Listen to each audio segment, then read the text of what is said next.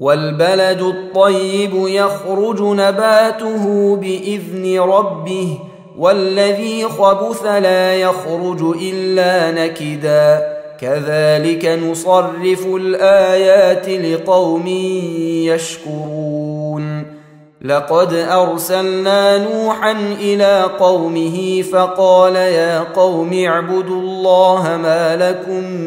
من إله غيره إني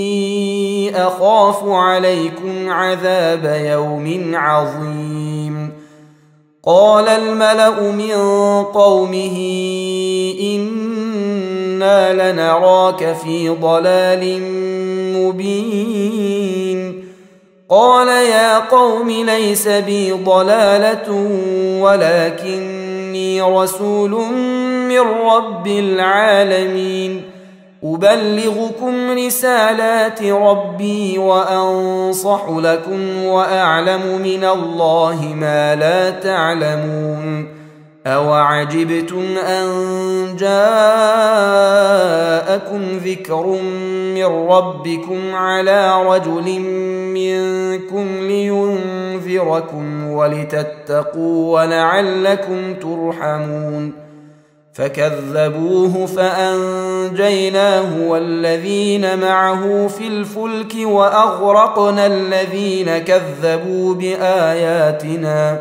إنهم كانوا قوما عمين وإلى عاد أخاهم هودا قال يا قوم اعبدوا الله ما لكم من إله غيره أفلا تتقون قال الملأ الذين كفروا من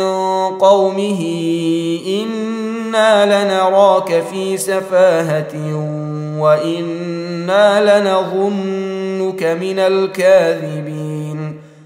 قال يا قوم ليس بي سفاهة